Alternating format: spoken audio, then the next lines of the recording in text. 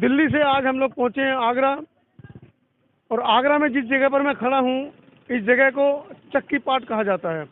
चक्की पाट क्यों कहा जाता है, इसका भी एक पुराना इतिहास है। आइए जानते हैं, यहाँ पर कुछ दुकानदार भाई हमारे यहाँ मौजूद हैं, इनसे पूछेंगे। सर, ये चक्की पाट कहा जाता है, मैडम चक्की पाट क्यों कहा जाता है इस जगह को? चक्की पाट इनको नहीं पता, मेरे को पता।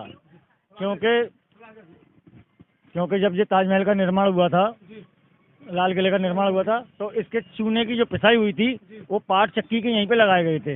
इस वजह से कुछ लोग कह रहे हैं कि यहाँ पर चक्की के पाट बनाए जाते थे। चक्की के पाट नहीं, यहाँ पर जो चूना पिसता था उसके चक्की, लाल किला बनने के लिए जो चूने की पिसाई हुई थी तो उसके बहुत बड़े बड़े पाट यहाँ पे लगे हुए थे। इस वजह से चक्की पाट, इसका नाम चक्की का पाट यहाँ पे नाम पड़ा था। तो चूना आता कहाँ से था? वो ये चूना जो है राजस्थान से मंगाया जाता था, जिसका जो है सीमेंट बना के उसका पेस्टिंग की जाती थी। मतलब चूने के अंदर और भी बहुत सारी चीजें और भी मिला जाने बहुत आइटम मिलते थे इनके, दाल चीनी यानी क्या क्या मुगल कालीन आइटम था, तो मुगल कालीन आइटम मिलाते थे वो। चलिए, ये तो रहा इतिहास चक्की पाट का, लेकिन मेरा विषय चक्की पाट नहीं है। मेरा विषय है चक्की पाट क्यों फेमस है, क्यों प्रसिद्ध है।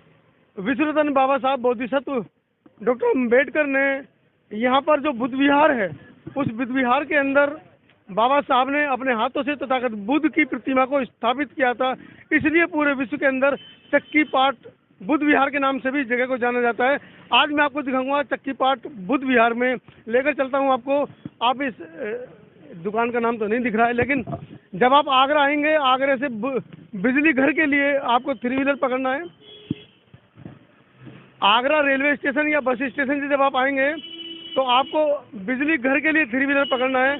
और यहाँ पर आप देख रहे हैं प्रभात होटल, चक्की पाट पर प्रभात होटल पे आपको उतरना है। प्रभात होटल के बराबर से बिल्कुल रास्ता जरा आइए मेरे साथ।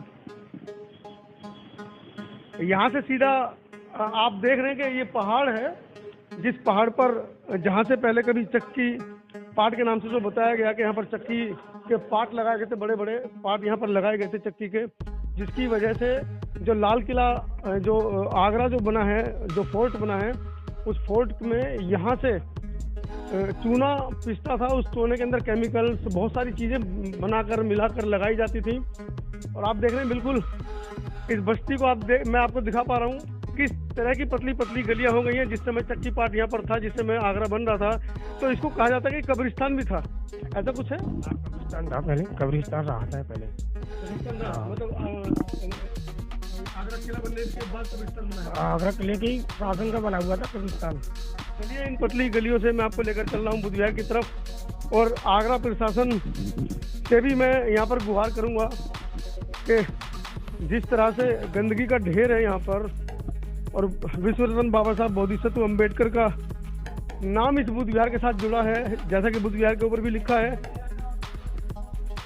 एक बार दिखाइए रसोई, गंदगी का ढेर दिखाइए कि जो विकास के दावे जो किए जा रहे हैं बीजेपी की सरकार में, मैं वही आपको दिखाने की कोशिश कर रहा हूँ कि आगरा के अंदर एक ऐसा ऐतिहासिक जगह है जिसको कि 7 वंडर में कह सकते हैं। आगरा किला, ताजमहल के नाम से आगरा फेमस है, लेकिन उसके अलावा क्या ऐसी जगह है जो इस जगह को ऐतिहासिकता प्रदान करती है। मैं बिल्कुल चौराहे पर पहुंच गया हूं, जो बुद्ध विहार है, पूर्वोदय बुद्ध विहार नाम है इसका। और आइए अब मैं दिखा रहा हूं आपको बुद्ध विहार। बुद्ध विहार के अंदर ये स्कूल है। हट जाइए, आप निकलिए अपने काम से, मुझे डिस्टर्ब मत कीजिए।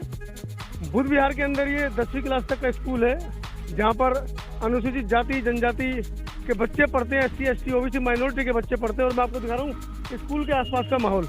रश्मि, एक बार दिखाना जरा पूरा माहौल, जो बीजेपी की पोल खोलता हुआ दिखाई देगा कि विश्वरत्न बाबा साहब डॉक्टर अम्बेडकर ने इस बुद्ध विहार के अंदर बोधिसत्व तथागत बुद्ध की प्रतिमा स्वयं अपने हाथों से यहाँ पर लगाई थी।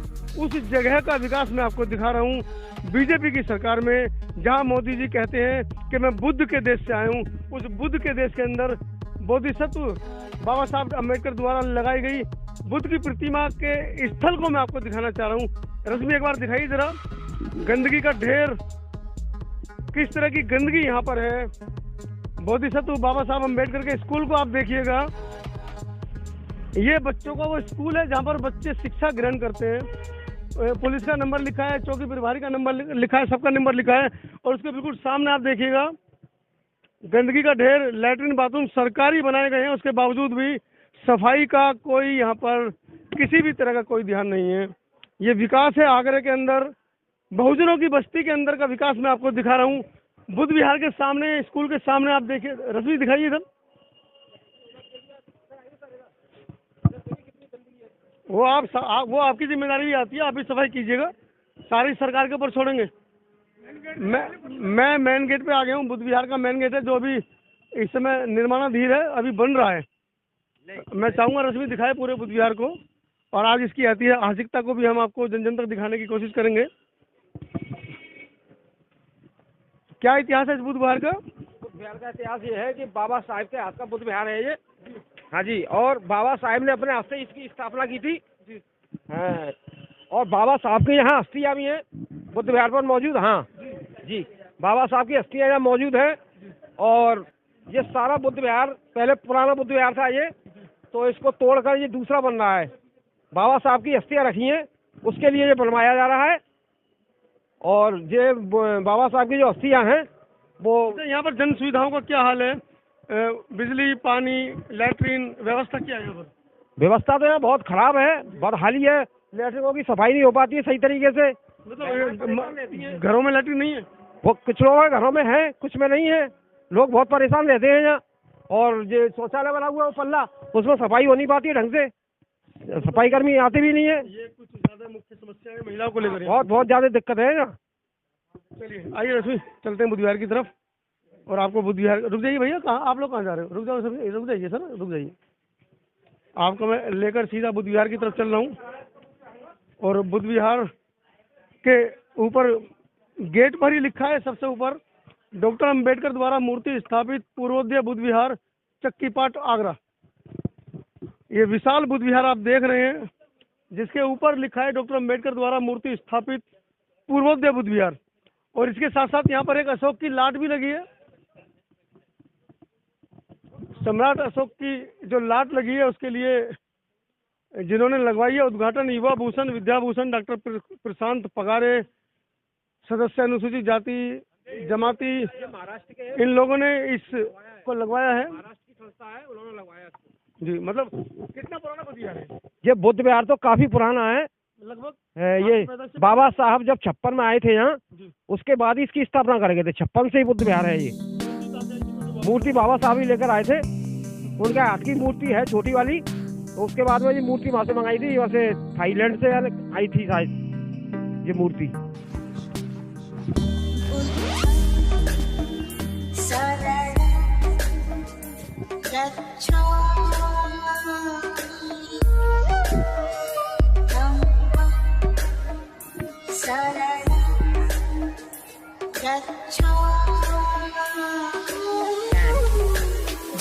DJ Praveen.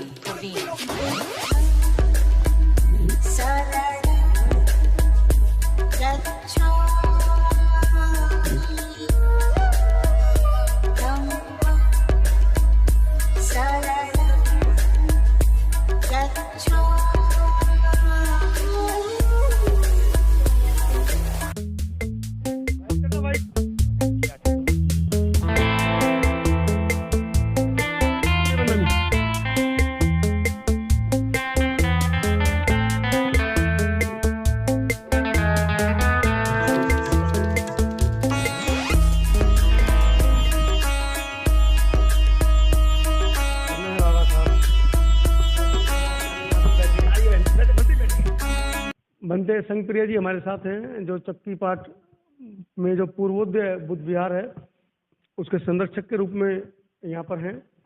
और कुछ स्टाफ भी यहाँ पर है, माता जी जिनकी वीडियो आपने देखी, जो पकौड़ी बनाकर जिन्होंने आज हमको खिलाई हैं। साथ में जो काम रहते हैं, क्या नाम उनका बाबू जी का? सतीश जी हैं, जो केयर टेकर है इस बुद्ध विहार के। आइए बनते जी से जानते हैं। बनते जी, इस बुद्ध विहार के इतिहास के बारे में हमारे दर्शकों को अवगत कराइएगा। बिल्कुल, मेरा नाम बनते संघ प्रिय है और ये पूर्वोदय बुद्ध विहार ये ऐतिहासिक बुद्ध विहार है। ये बुद्ध विहार बाबा साहब के कर कमलों द्वारा बनाया हुआ है। बाबा साहब 18 मार्च 1956 में आगरा में एक सम्मेलन के समारोह में आए हुए थे।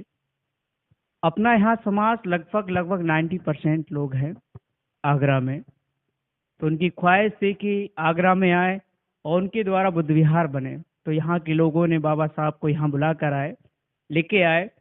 और ये समय जंगल था, बिल्कुल बिल्कुल जंगल था। बस्ती भी होंगे, एक दो घर होंगे लोगों के। यहाँ पे एक बाबा रहा करते थे जो साधु महंत थे हिंदू धर्म के, ब्रह्मानंद बाबा ब्रह्मानंद थे, वो यहाँ रहते थे। यहाँ के लोगों ने बाबा साहब को यहाँ बुला के लाए। तो बाबा साहब ने यहाँ अपने समाज के उत्थान करने के लिए उन्होंने ना तो यहाँ पर कोई हिंदू धर्म का महोत्सव के तरीके से बनाया, यहाँ पर बुद्ध विहार बनाया, ताकि जिस जगह पर बुद्ध स्थापित हो जाए उस जगह का रोशनी होता है, जगह प्रकाशी होता है। इसलिए बाबा साहब ने यहाँ पर बुद्ध को स्थापित किया।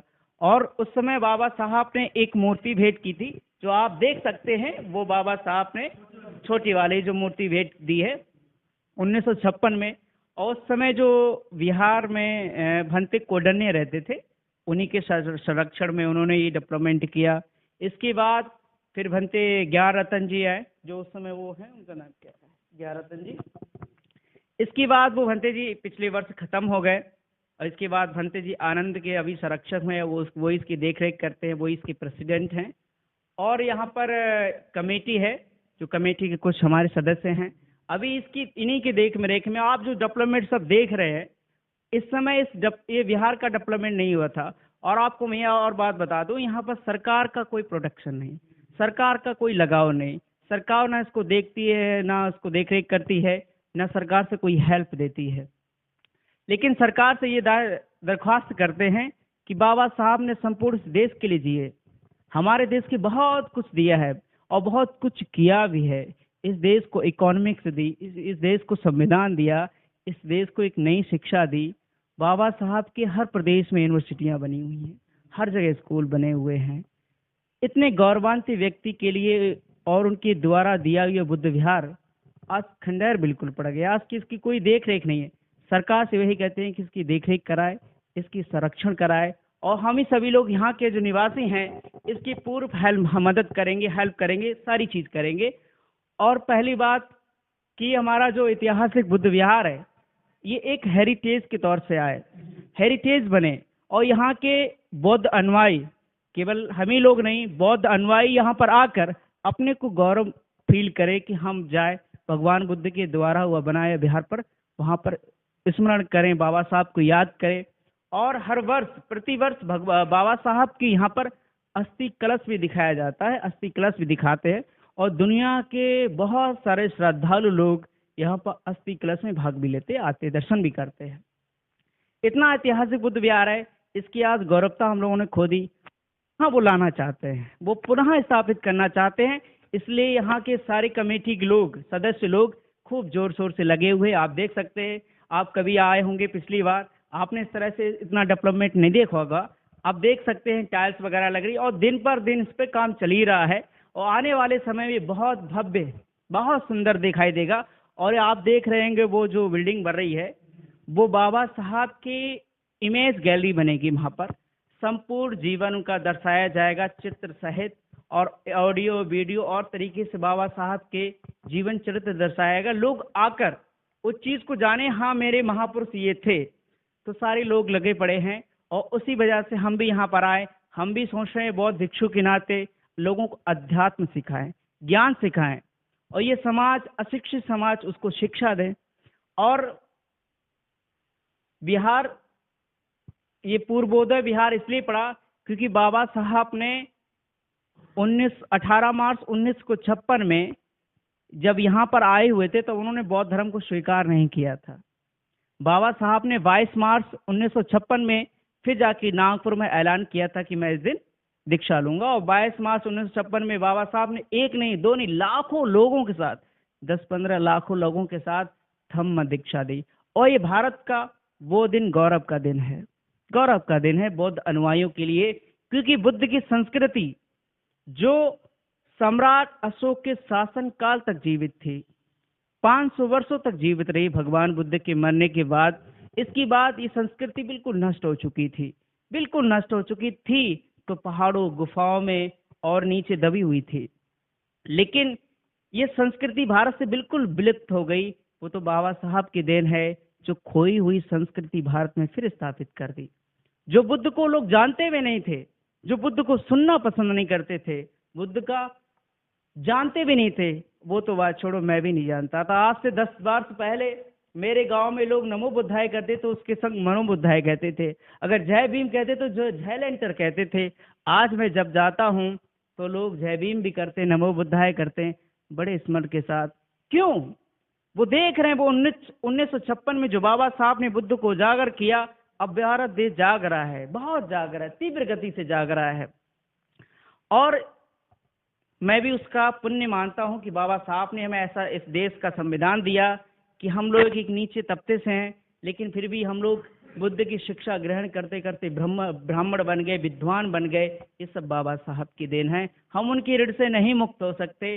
सभी लोगों से यही भान करते हैं कि आप लोग बुद्ध से, बाबा साहब से जुड़िए, बाबा साहब से जुड़िए, बुद्ध से जुड़िए, तब जाके आप संविधान से जुड़ेंगे, इस देश से जुड़ेंगे, आप इस देश की अर्थव्यवस्था को समझ सकते हैं। बाबा साहब ये दुनिया के सिंबल ऑफ नॉलेज कहने वाले, जिसे संपूर्ण सर्वज्ञाता और साथ साथ उन्हें हर एक चीज की नॉलेज थी, इकोनॉमिक्स, डेवलपमेंट, कंट्री डेवलपमेंट, सारी चीजें। और सबसे बड़ी उनको अगर ज्यादा भयभीत करती थी जातिवाद व्यवस्था। लेकिन हम लोग आज भी मानसिक गुलामी से ग्रसित हैं। ये मानसिक गुलामी हम लोगों को बहुत ज्यादा नीचे गड्ढे में ले जाएगी। बाबा साहब ने आज से 150 वर्ष पहले, बाबा साहब 18 मार्च को कब जन्म हुआ था? 1898 में बाबा साहब का जन्म हुआ था। बाबा साहब का जन्म हुआ था। उस समय ना कोई टेक्नोलॉजी थी, ना डेवलपमेंट था, ना कुछ नहीं था। लेकिन फिर भी पूरे देश को, पूरे विश्व को एक संदेश दिया।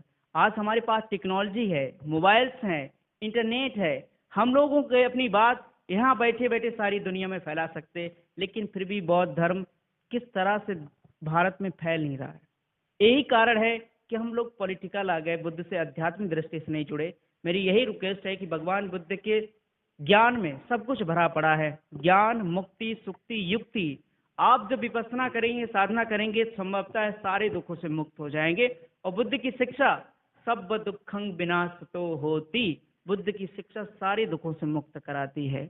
यही आपसे रिक्वेस्ट करते हैं कि आप लोग इस बिहार पर पूर्वोदय बुद्ध विहार पे आइए, बाबा साहब की धरोहर को पहचानिए, बाबा साहब के इस कर कमलों द्वारा बनाए हुआ बुद्ध विहार पर आकर अपने पुण्य भाव को अनुभव करिए, अपने पुनीत को भाव में अनुभव करिए।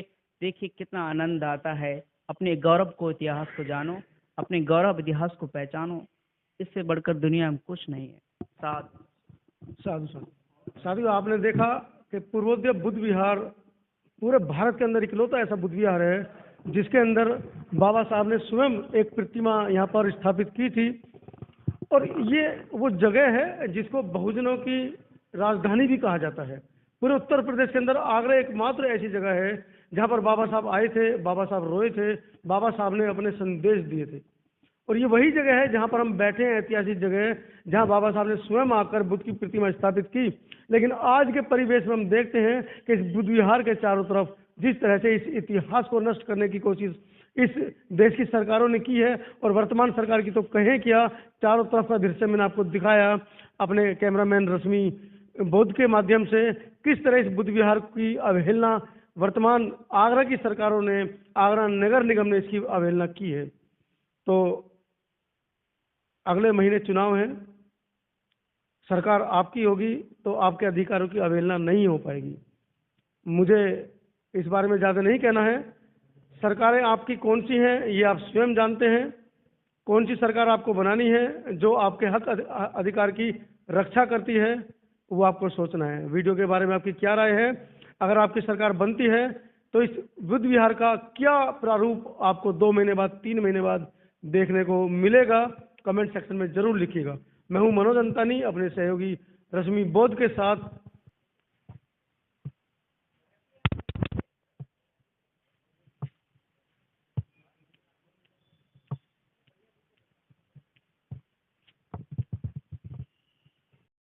इस बुद्ध विहार की ऐतिहासिकता को देखने के लिए इस पूरे जो इस बुद्ध विहार का इतिहास है उसकी वीडियो मैंने बनाई है, उसको आप पॉज कर पढ़ सकते हैं, देख सकते हैं और समझ सकते हैं कि इस बुद्ध विहार की ऐतिहासिकता विदेशों तक क्यों फैली है।